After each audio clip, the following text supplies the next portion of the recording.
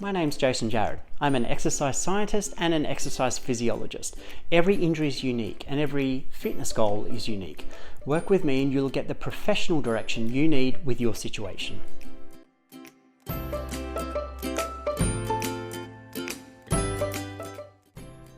Welcome back to another video with yours truly. Today we will be talking about the basic rehab protocol that we use when you experience an acute injury or a flare-up. I've alluded to this protocol in the past, but I'll be going through it a little bit more explicitly today in 3 very basic steps, which make it nice and simple and easy to understand. And I'm just going to get right into it. So the first thing is deload. So when we've got an injury and we're exercising and being active, if we don't deload, nothing's going to change. The injury is going to stay there. What does deload mean? It means that if we resistance train, as in lifting weights and doing strength exercise, if we're doing that and or we're doing cardiovascular exercise and we've sustained an acute injury, but we just keep going at the same pace, same intensity, what can we expect to change? We're just putting more on top.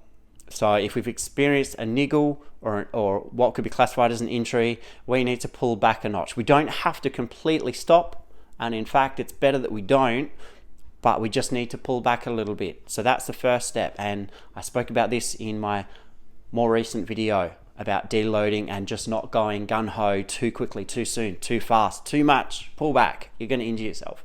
So deload. If you get a niggle or a flare-up, bring it back.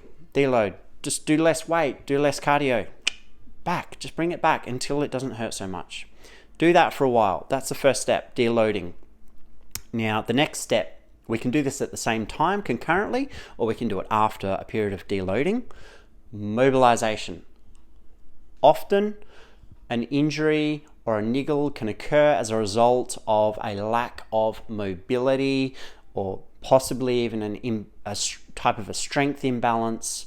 So this is where an expert or a professional really comes in handy, because we prescribe specific mobility and strengthening routines for clients based on screening and assessment that we do.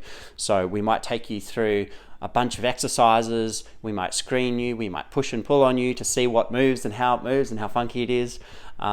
And then we can decide, right, I think I know what's going on here. I've seen this a number of times before, and based on the way that you're responding, I've got an idea as to, you've got your shoulders lacking mobility, or perhaps your ankle is. So we look at addressing mobility. That's our second thing, and improving mobility in the joint or the area where it's required. Now, mobility doesn't just mean stretching, and it goes a little bit beyond that. I won't go into it a lot now, but when you get a mobility routine, it will generally help to improve the range of the joint when you're doing exercise and when you do perform stretches as well. So mobility is really key. The third step is reloading. So first we deloaded, then we mobilized, and now we are reloading. Reloading means stepping back into the intensity that we were doing prior to the injury or the niggle, but doing it in a conservative and progressive way. So very gradually stepping up the load, and that could mean either the amount of weight that we're lifting or the type of exercise we're engaging in. And monitoring symptoms.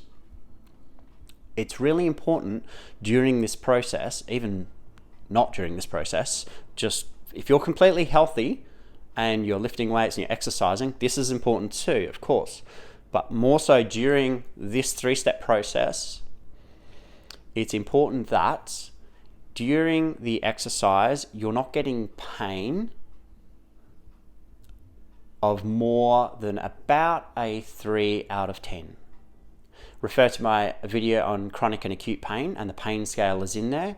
If we roughly value our pain on a scale of 0 to 10, with 10 being the worst thing you've ever experienced, 0 being happy days, if I get a pain in my shoulder and I think, oh, how painful is that? Yeah, it's a 3. If it's a 3 out of 10, I'm okay. A little bit of pain during exercise, and I mean actual injury pain, not just muscle discomfort.